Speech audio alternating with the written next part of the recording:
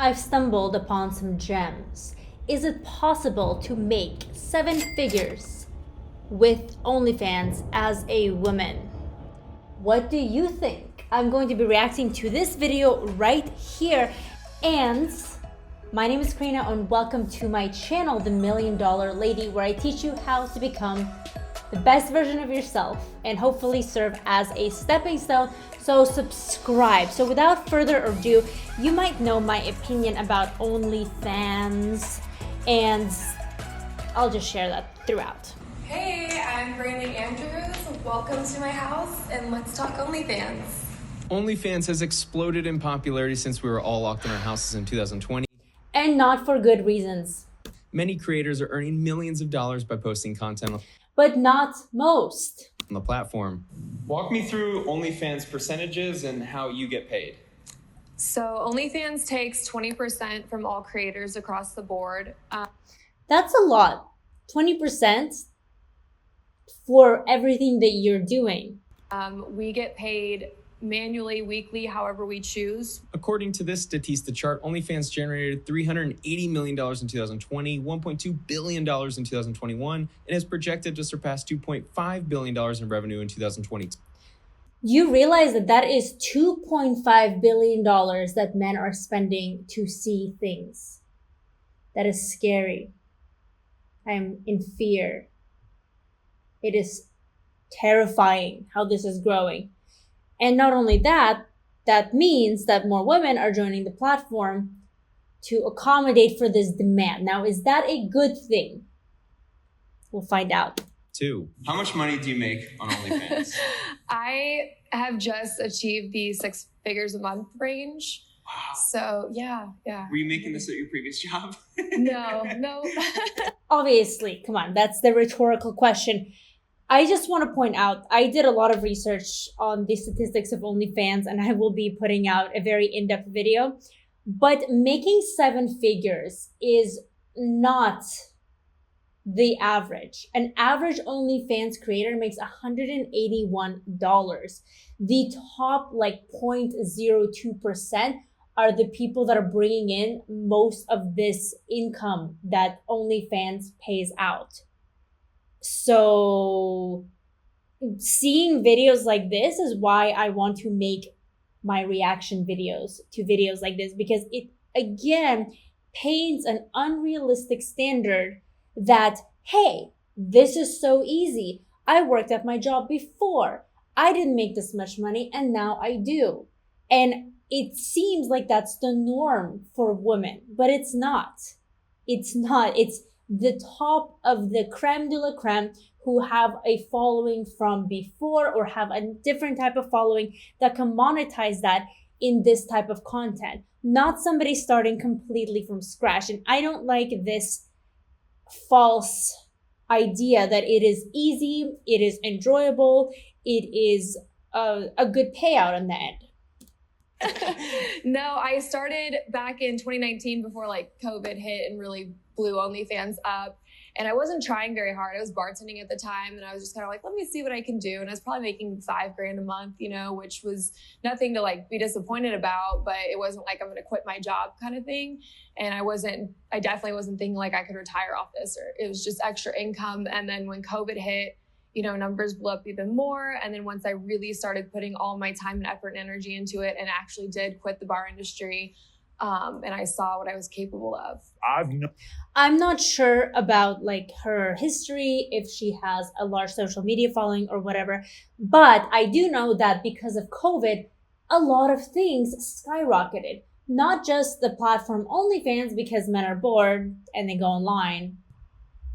Anyways, but social media took off, online businesses took off, small businesses took off. So many things have evolved because of COVID and gave people, women, opportunities to pursue so many different business models because they simply had so much time on their hand. Maybe they had time to learn new things, to try new things.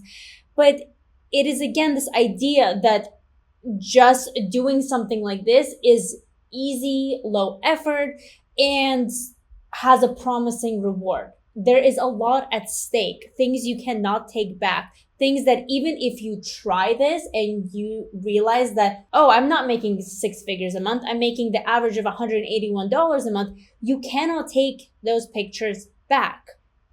Known girls on OnlyFans who are pulling in $500,000. But that's not the majority. Again, $500,000. And that's upper echelon.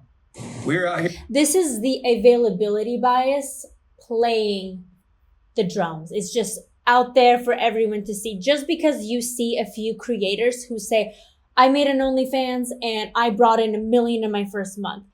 They have 3 million on Instagram, 3 million followers. They have like a YouTube following. They have maybe even a history in that industry from the past. So obviously their clientele is going to follow them there, or the people who might have thought they were attractive by following their Instagram and they want to see more, like women with predominantly a male following if they post sexy type content. Of course, for them, it's much easier to monetize this, but for the average person who's just maybe even struggling and wants to make extra income, it's not like that. But just seeing these clips of it's available, it's easy, is what makes it seem that way, but it's really not. Do you film out in public as well, like at social events with friends? All the time. I document pretty much everything I do. I keep them in touch. Like I said, we like to refer to it as boyfriend content, but I film just as I would as if, my boyfriend texted me and said, what are you doing right now? And I just keep them in touch. So essentially it looks like this platform is kind of as like Instagram stories, but more explicit. So instead of just seeing somebody lounging by the pool reading a book, you'll see a more nude content, maybe something like that, but it just fills you in on their life. And I guess it seems more entertaining if you have friends that are also in this industry so you can film content together, or if you go somewhere cool, maybe you travel somewhere to Europe and then you are posting provocative content from beautiful locations. It paints this dream life, but again, not attainable for most people. With what I'm doing throughout my whole day, a lot of my fans are very familiar with my friends and know who everyone is because they see everything I do. I was told that OnlyFans girls made a killing as sponsors. Brandy and I discussed agencies and the role they play. And then there are these agencies that are capable of taking girls who have 2,000 followers. They'll give them a whole brand new page. Of course, they own the page. So if the girl ever tries to leave, the agency can take it back from them. They give them a fake name, upload a bunch of photos of them. Most of those agencies own meme pages or very large pages where they're able to push a ton of traffic to these girls. They own other girls that are going to shout them out, and they will grow their page from 2,000 followers to 1 million followers in a couple months. Maybe. That's really interesting. I actually did not know this was a thing. So to recap, there is agencies. I don't know if you pay a fee. I don't know if it's kind of like a modeling agency where they have to see potential in you. Maybe they are looking for a certain body type or charisma or even comfort level in posting certain things. But they shout you out on these meme pages and those sexy type pages to grow your following. But what she's saying is they keep your Instagram page. So it's not like you can ever leave. It's a way of trapping you in. And if you want to change careers, they keep your Instagram basically. It just sounds not like a good business model in my opinion. Maybe 2,000 essentially. So they take about 80%. So, and worth of shout outs and promotions and marketing for their pages. So, they could do that with any girl essentially. So they take about 80%. 80%? 80%? I'm sorry. Let's just keep going. And yeah. My interpretation of the agency model is similar to the music business, where you invest money in making someone a popular entertainer and then own a percentage of all future revenue. But not 80%. I'd love to hear about dating and the impact of OnlyFans on your personal life. Brandy says the most asked questions on social media are about her dating life. Have you met any guys that find out you do OnlyFans? Like you like the guy, he finds out you do OnlyFans and it's a deal breaker for him? That's the thing is everybody is eventually going to find out. This is another misconception. Like girls post on TikTok and try to promote this saying, you don't have to show your face. You don't have to do this. You don't have to share your name. But in reality, you do, because who's going to subscribe to just not nobody, right? You don't know who you are, or trying to hide it from family or friends. It is eventually going to circle back to you. Similar how I am making this YouTube video, hello, or Instagram or TikToks. There's people randomly that find me that I've known in my past lives, not really, but just like a few years ago, that obviously like sometimes I just pop up on their page. And that's the same thing. News is going to get around. And that is why the reputation of this, you can never, ever, ever take it back. Even if you dabble in this and decide to take a step back, you will forever be on the internet. So most of the guys I date find me on Instagram. I don't leave my house much. Is that from DMs? Yep. So you do look at the DMs. I do. Amaranth recently shared her lifetime earnings, and she's grossed over $33 million from her OnlyFans. She subbed to my YouTube channel too, so I have to give her a shout out. Even with the unlimited income potential, not everyone is on board with dating someone posting content on OnlyFans. Okay, he's making it seem like, again, this is so easy and attainable for anybody who wants to try it. And that saddens me, actually, that the world has made it so easy for a woman to believe that by exposing herself in this way, this is like the best alternative to making money. And it's the fast, easy way, the successful way, oh yeah, you can start a page and do absolutely fine. But that's not the reality. Why is it so easy? Why can't we not make it so easy to start an online business for a woman, or capitalize on some other opportunity, or teach them how to invest their money? Any of those things. That's what I strive to do from a business mindset and investing mindset, because you don't have to do this. That's the thing. It looks more socially acceptable these days to do this because everyone's on board. Oh, it's empowerment. It's this. But in reality, it is not. It is still manipulation of the woman by an agency, a platform that was created by men for men, and pushing their boundaries of what they're comfortable. And if they wanted to go and do something else, they're forever on the web. So when you say you have an OnlyFans, that could mean anything from I post in lingerie to I'm a full-blown porn star, so I had to do a lot.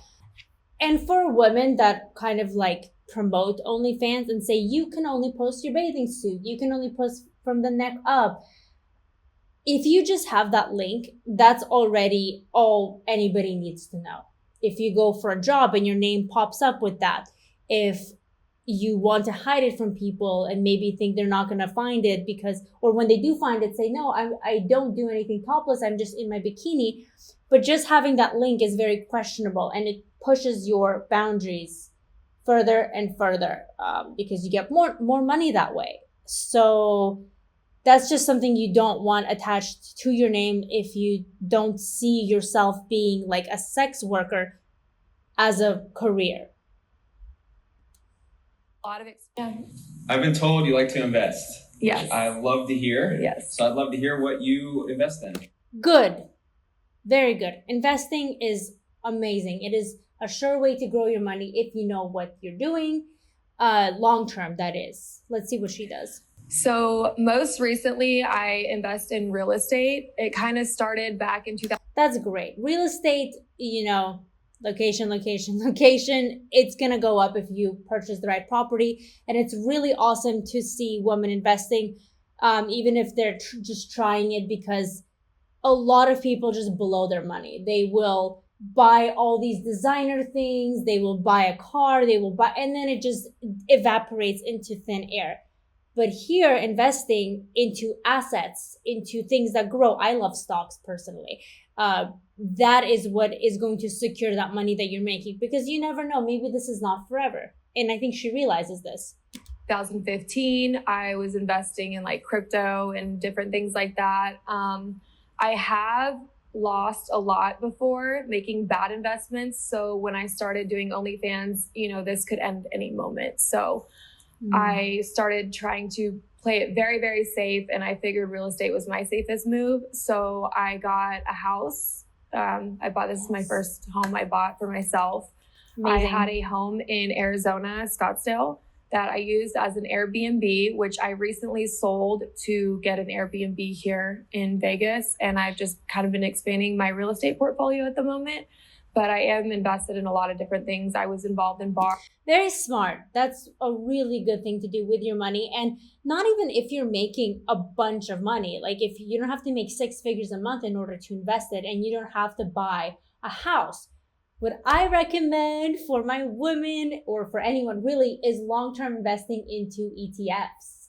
And I actually have a program. It's a very inexpensive program because I want to teach women how to start investing, even if they don't have a business, even if they have a job, a normal job, that they're not bringing in big bucks. But it's about the mentality of taking a little bit every month, as you can look at it as a bill, and investing it into something that grows consistently year in.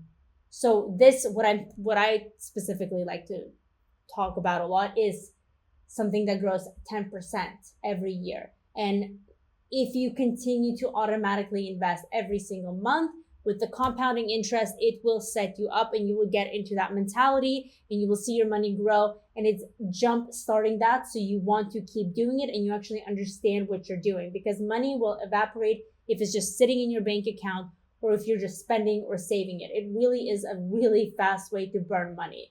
So every woman needs to invest, I'm telling you. Curious about plastic surgery. It's a weird way to think about investing, but for some girls, they invested, I don't know, 10 or 20,000 in plastic surgery, but then they get an OnlyFans that blows up, and it's one of the best investments you could ever make, I mean, it depends what you consider the best investment you can ever make. If you're doing it for the purpose of other people paying to see that, like, are you really doing it for yourself? At that point, in my opinion, I think it's selling your soul, selling your body in order to make more money from strangers. And that, I don't see that as an investment. I have nothing against plastic surgery if you're doing it for the right reasons, if it's truly for yourself, if it just helps you out.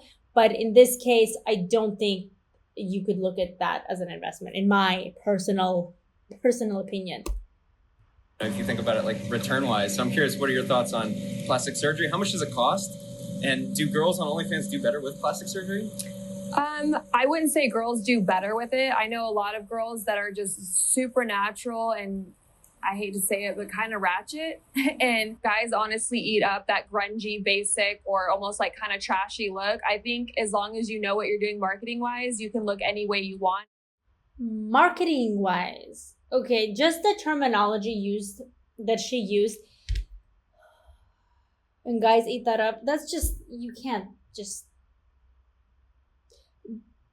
I don't think you want to be associated with those types of words. That's all I'm going to say. You just don't want to be associated with the words that she just used ever in your life, no matter how much money it makes. And be successful. I think OnlyFans actually gives a lot of guys confidence because What? Let's listen to that again. Because of medical reasons. I think OnlyFans actually gives a lot of guys confidence because they might not have the ability to talk, or they don't have the confidence to go talk to like a cute girl in public. Mm-hmm. But if they sign up to a girl on OnlyFans who they believe is like way more attractive than the girls they've dated, then that, even just that feeling of like connection, like they're actually communicating with someone that they find really attractive, might give them the confidence that in real life, like, yeah, I'm cool enough to go talk to them. Are we just living in like a world of delusions? You can't honestly believe that. The only reason the girl is talking to you is because you're paying her money. At that case, does prostitution also give a man more confidence? Do you want to be with a man who gets his confidence by paying for a woman to communicate with him? I would think that's the opposite, that you cannot get a girl unless you pay her. That to me seems like it's less confidence. And let's be real, the girls on OnlyFans, the only reason they're communicating with that guy is because they want to be, it's like customer service. They have to be nice to him, otherwise he won't pay. So it's like, I mean, if you want to live in a delusion, then you can believe that, but that's just not the reality. And yeah.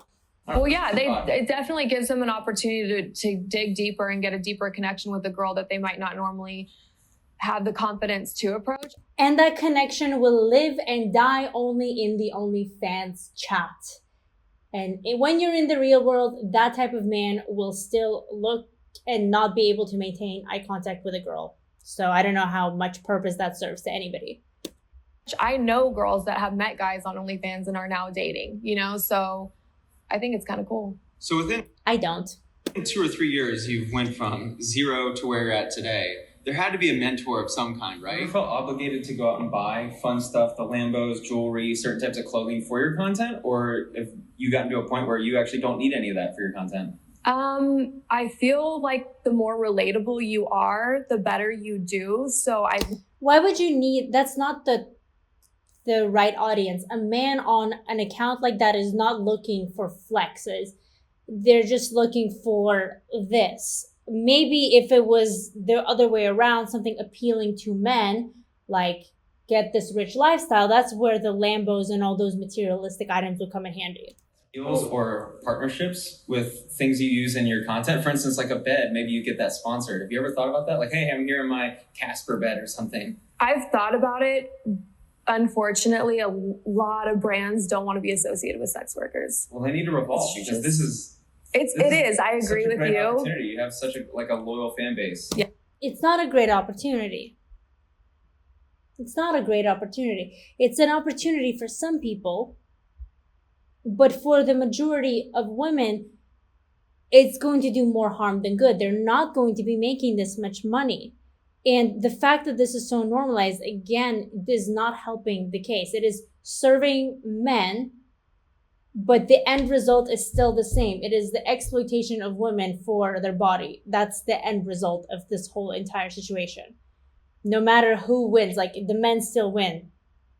So, and brands, it makes sense they don't want to be associated because they don't want to further normalize that. And furthermore, fan base. Yeah, I agree. But even OnlyFans themselves don't want to be associated as a sex worker site. You know, they're only taking on girls with a talent now, and that's their platform. We make them, you know, the majority of their money, and they don't even want to be associated with us. So that's insulting. That's honestly insulting. It's like, you know what you are, OnlyFans. Okay, they're trying to like save face.